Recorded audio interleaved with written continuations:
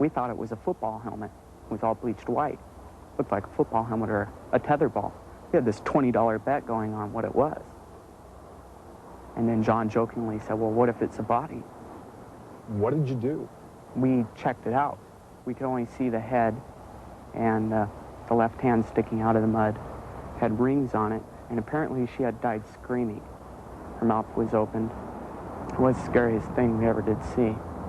When I saw my sister, all I saw was skin on her face, very, very little bit of skin, no eyes left in her head, and most of her hair was gone. There was hardly any skin on her at all. She looked like a complete skeleton that you'd find in a health class in school. It was not pleasant. It was very upsetting. To be honest with you, it scared the hell out of me. Debbie, she was a very sweet girl. She was well liked by everybody. One thing that she really liked to do was write poems. I miss my daughter, Deborah, and I love her more than anyone in the world.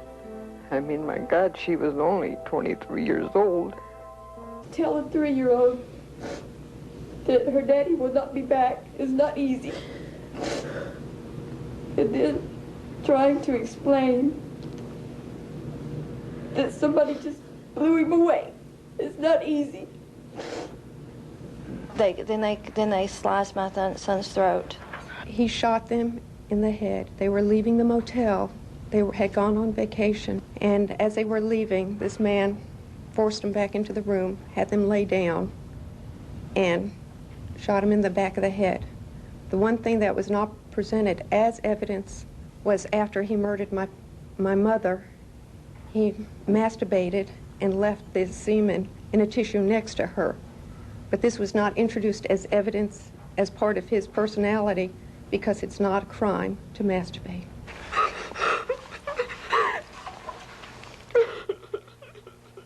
We buried Debbie in a pink child's casket because she liked pink and she was a child. She was a little tomboy, you know. She liked to play with boys, climb trees. You know, she wasn't afraid of anything. You see there she's got lipstick on, and I think she was in the 6th grade. She was just getting more out of the tomboy stage into the feminine. When I started finding out what was going on,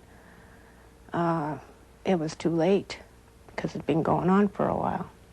Debbie was going to Planned Parenthood and getting birth control pills when she was 11, 12 years old. I found out that she was smoking marijuana. I found out that boys were a lot more interested in her than just being friends. A lot of things that breaks a mother's heart. They arrested her for prostitution and didn't know who she was. She thought it was a game. I mean, that was fun for people not to know who she really is. She thought she was getting away with something. You think you're raising your kids normal, you know, you're doing everything right. And how she could get involved in something like that, you know, when she'd never been exposed to it, I couldn't understand it. I couldn't understand it at all. It would be hard for any father. After all, it's my daughter that I'm looking for. A kid that I cared about, kid that I loved. My last born, my baby. We looked for Debbie for 6 years.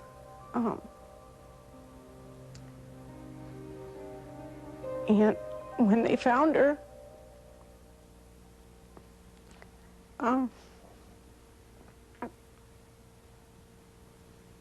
I just thank God they found her.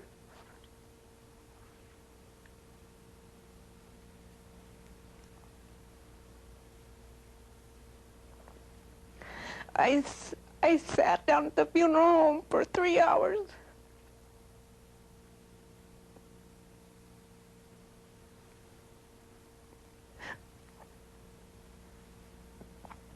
telling her all the things that I tried to tell her when she was alive.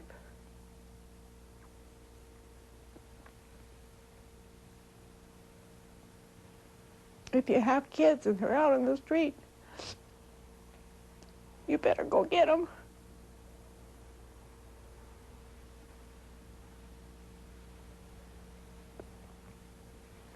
Because if you don't, you won't have them. And when they're dead, they're dead. Forever is forever. By the time they started finding all these girls and realized they had a serial killer, they were all bones. Not too much evidence you can get from bones. I called the task force, and I proceeded to get the same story that I had gotten for 2 years. They had not made any connection between Debbie and prostitution, and until they do, they weren't in the business of looking for runaways. That was the typical story. And so I told him that I had pulled her picture out of their file. And he said, oh yeah, we've been looking for Betty Jones, you know, since 1982 because nobody's seen her. It's like they don't matter. That this is common trash. And these are children. And this is my girl. And she's not trash. My daughter didn't do anything wrong. Not a thing wrong. She didn't deserve what she got. When your children die of, you know, natural illness, that's one thing, but for them to be murdered, you know, is, it's unreal to me. And I don't know if it ever will be. The pain that he caused. I would like to see him die in the electric chair for the murder of my sister, who was innocently killed in cold blood. I was abused for 3 years, mostly physical and mentally, but mostly the mental part. I got over the physical, but I'll never get over the mental. There's no way to tell you what this man has done to me and my family. He doesn't deserve to live. Kimmy, oh, she was so cute. She didn't walk, she danced. She was the little girl next door. She was everybody's sweetheart. When things get out of hand and I can't handle it, that's the way I think of her. I would like to have met the woman she would have been. She would have been somebody. He took the transformer and hooked it to my genitals and stepped back and took pictures while I'm flopping around. It seemed to never end, you know. He had pictures of guys that he had did things to. Kids tied up and with marks on them and things. I dug through his trash and found different things. At one time, I thought it was dog remains.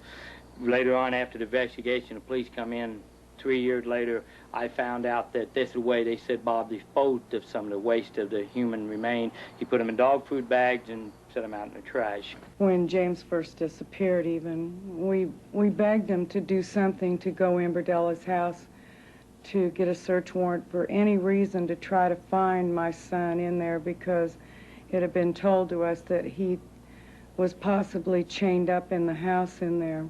Mary was very free-spirited as a child, very lovable. I remember when she did good in school, she'd come home, she'd be so proud of her report card. She grew up too fast. She always told me, "Your mother, don't worry, I can handle it." She couldn't. And he just asked me, "Mom, can I go out on the back and get some air?" So I told him, "Sure, go ahead." So that's where I figured he was until he was out there for quite a little while and then come back in. I seen him when he went out the back door, and that was the last time I saw him. That was the last time any of us seen him. They shouldn't have let him go, because if they wouldn't have let him go, my brother wouldn't be dead. He'd still be alive. I think it was wrong. He asked her where she was going, and she said she was going home. And he said he was going to Timber Creek, which is right next to our subdivision. So she took a ride with him. Opal liked to write stories. She was a real happy person. And let it show, because if Opal was for you, you really had a friend. Well, I've kept Opal's room pretty much like she did. Her dolls are still on her bed just like she kept them. You have to go down and you have to identify your child. And she's there with a big silent scream on her face. And you're trying to understand why anybody could do something like that.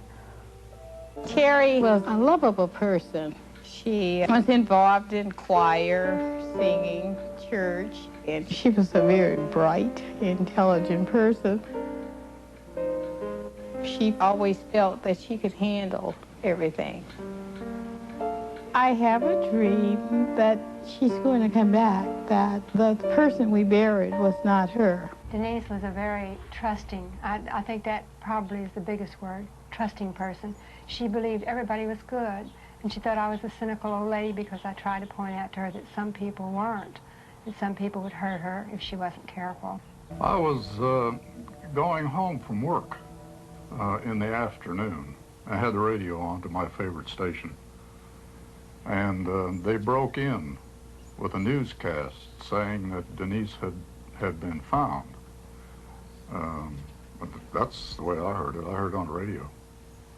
And it bothered me so badly that, well, I just couldn't drive. I had to pull off the side of the road and stop shaking. Then I thought about my wife being home and the possibility of her hearing it on the radio. So I just drove home as fast as I could, and by the time I got there, of course, she had already been told. It happened right here, where we walked over to the car and we asked him if he was lost. And then he got out of the car and threatened us, said that if we didn't get into the car that he would kill us. So I ran up that little bank over there to the neighbor's house, and Katie was crying, and she got into the car. Katie had been so brutalized that Tom said the only thing that looked like her were the freckles on her face and the braces on her teeth. She was such a good little kid and such a regular kid. To allow a child like that to be destroyed was so horrible. When he did this to my sister, he killed a part of the family. No matter what she did or how she lived her life, she was my sister and I loved her very much.